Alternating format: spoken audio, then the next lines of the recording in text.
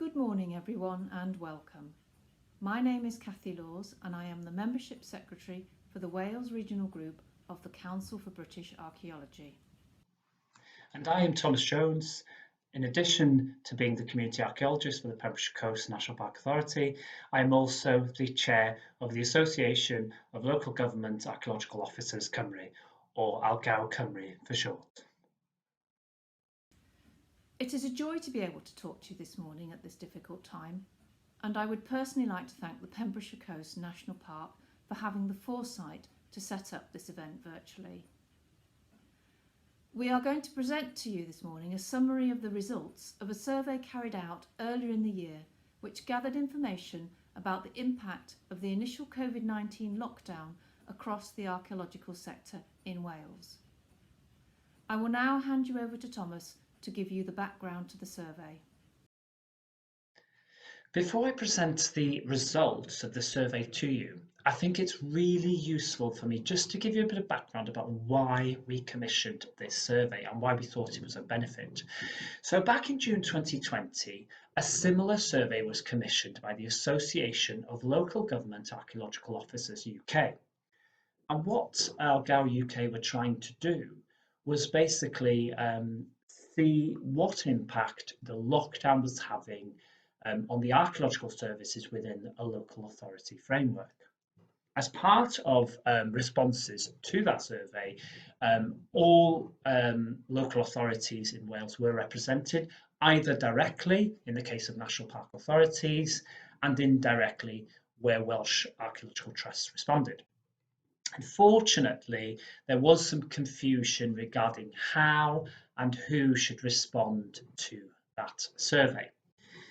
As a result, and after discussion with the Council for British Archaeology Wales, we decided it was actually beneficial for us to rerun a joint CBA Wales and ALGAO Cymru survey, which not only looked at the local authorities in Wales, but also the sector more broadly. And through doing that, we hoped to overcome some of the earlier issues by clarifying how and who should be responding to the survey. So it was a survey that was open to a more broad range of the sector, so it included community groups, societies, public, private, third sector. So it's really broad, and we hoped it would be really beneficial in terms of seeing exactly what was happening as a result of the lockdown.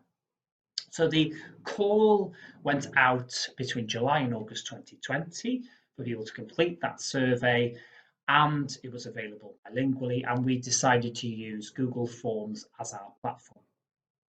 So in terms of the number of responses we received, this was 25 in total. Now, one point that is good to highlight is the fact that whilst 25 does not sound like a very high number, what we need to remember is that Wales's archaeological sector is relatively small. So what you're seeing here is two charts, and one's a pie chart, and this pie chart is showing you where these organisations, societies or community groups, where they actually operate within Wales.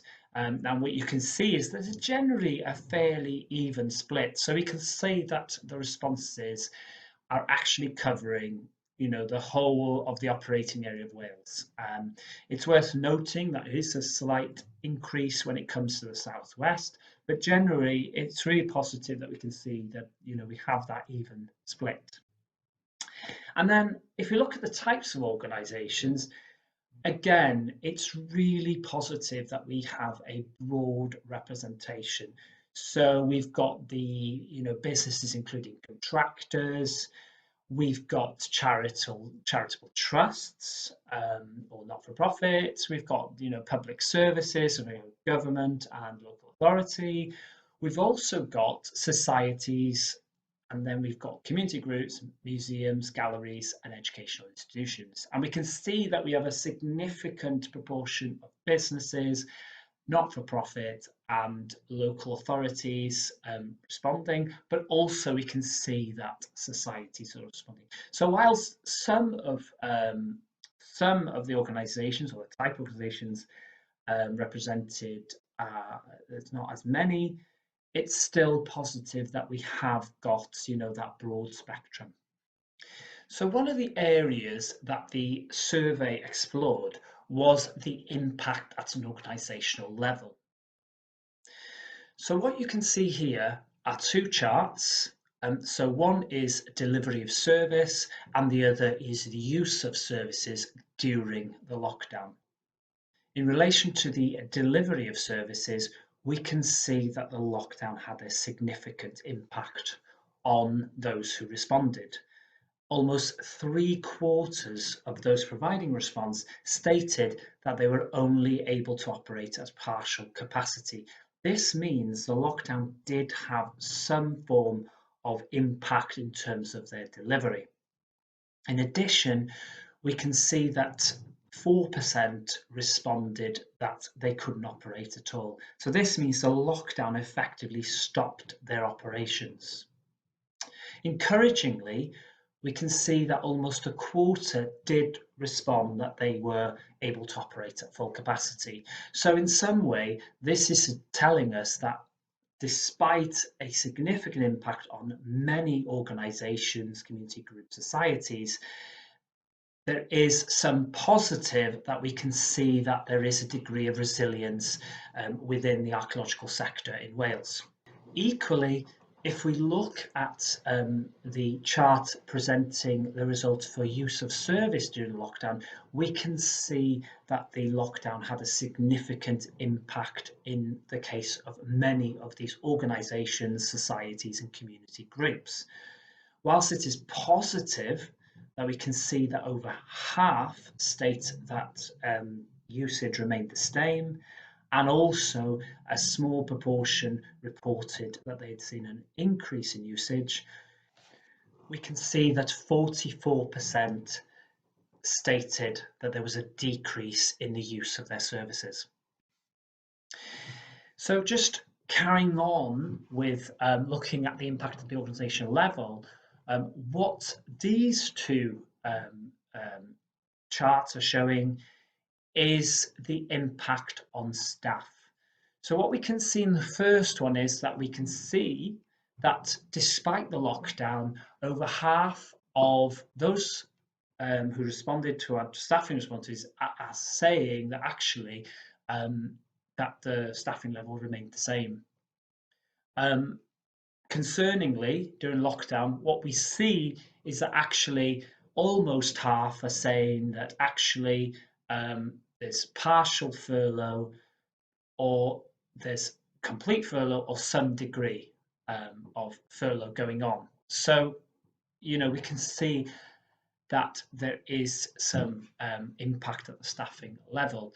But what we are actually seeing is that in terms of furlough, the biggest proportion is actually that people are on partial rather than complete or almost complete. And we can see also that during the lockdown, no staff were redeployed. So sort of going side by side with that, those organisations with those staff responses, they also responded to the question of whether there were any support measures in place for staff. And that relates to things like health and well-being and, of course, helping people cope with the lockdown situation. And we can see that a significant proportion of organisations did put some supporting measures in place, with over half of those who responded saying that they did. So the last part of the impact at an organisational level section of the survey looked at meetings, whether they were held and how they were held. So what we've got here is two charts. We've got one which is type of meeting and the other one is virtual platforms used. So looking first at the types of meetings, we can see that the majority of meetings during lockdown were held virtually or over the phone. Interestingly, we can also see that some organisations actually held meetings in person, And we've also got some liaising going on via email. There's also a proportion of meetings that did not take place as a result of lockdown.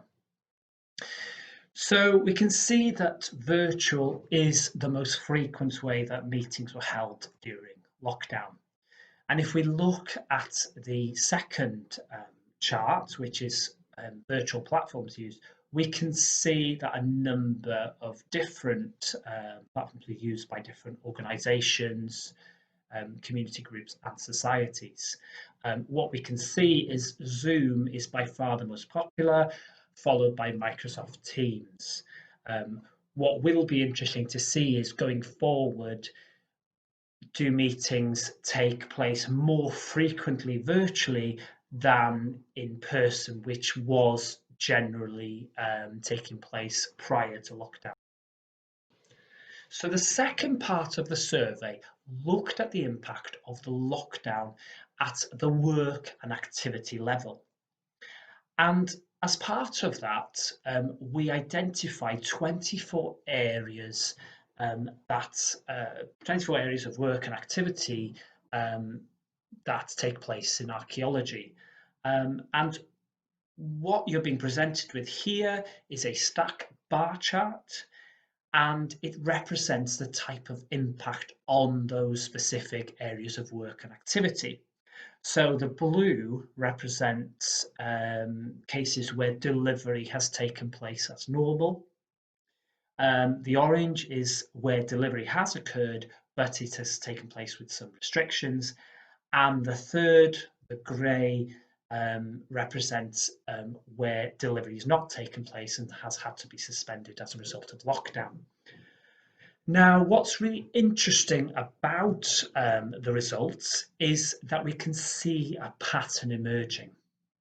So what we can see is that those areas with high degree of social contact have been affected the worst. So we can see here that public engagement events, community surveys, excavations, and community projects, we can see that there, the majority of organisations that carry out this type of work activity, they are responding that they've had to suspend those particular work and activity. In contrast, what we can see is in the case of activities where there's less social contact or where you can carry on that work without needing to meet others, we can see that that the majority of those who deal with those kind of activities, they have actually been able to continue as normal. So, for example, we can see reports, newsletters, and publications, they have been produced as normal without any restrictions. And we can see that over 60% have reported that. The final aspect of the survey looked at the medium to long-term impact that the lockdown and COVID was likely to have on organisations, community groups and societies. I'll now hand over to Kathy, who will present these results and also explore lessons learned and also provide our conclusions. Organisations were asked to comment on the medium to long-term legacy that the COVID-19 lockdown would have on various aspects of their services and activities. We defined medium term as 1 year and long term as 5 years. They were asked to state whether they thought each aspect would increase, would remain stable or would decrease. The results are shown on this slide, and you can see quite clearly that the blue bars at the top of the chart suggest that a large proportion of respondents anticipated an increase in the demand for digital content and delivery in relation to site visits, community outreach and day-to-day delivery of services and activities. Roughly 80% of respondents across all 3 areas anticipated an increase in these aspects. A significant number of respondents reported, however, that they felt they were likely to be doing less overall in the way of community outreach and physical site visits. This somewhat mirrors and contradicts the responses relating to digital delivery. In the case of physical site visits, 50% of respondents thought these would decline. This might suggest that organisations see the virtual site visits supplementing rather than replacing those visits that would have previously been undertaken in person. In the case of community outreach, the results suggest that 47% saw this as declining. This clearly contradicts the anticipation that demand for digital engagement in community outreach would increase. This disparity may be due to the fact that at the time of the survey, organisations were not entirely clear how they would be able to deliver community engagement activities, were still adapting to a fast-moving situation, or did not make the link between the two. Perhaps most concerning, demonstrated by the grey bars at the bottom of the chart, is the anticipated significant decrease in income and budgets, 60% of respondents, and in those wanting to volunteer, 50% of respondents. Organisations were also asked to comment more generally about the main lessons learnt so far by the COVID-19 situation and what would help them to recover. Respondents seem to have embraced change and have found ways and means of continuing with many of their services and activities. They are really determined to carry on. It is evident that many services and activities can be delivered in an alternative format. While this change requires commitment, delivery by digital or virtual means is not seen as having a detrimental impact on ways of working. People have learnt fast to adapt to virtual working. Indeed, the positives of virtual working have been recognised. In particular, the ability to carry out meetings virtually has been seen as a way to save time, reduce travel costs and environmental impact, and to improve quality of life. The meetings have also tended to be more efficient and shorter. This seems to be something people want to retain going forward. Investment of time, money and training is needed to adapt to new ways of working. People were keen to develop more skills and purchase equipment to help with digital delivery of projects. Good communication and keeping in touch is recognised as being key to mental health and well-being. Organisations have been really inventive about keeping in touch with staff, volunteers, members and communities. As well as more formal meetings conducted virtually, there have been virtual coffee mornings and chat groups. Regular newsletters have been circulated and links sent out to online wellbeing resources, training, lectures and quizzes, etc.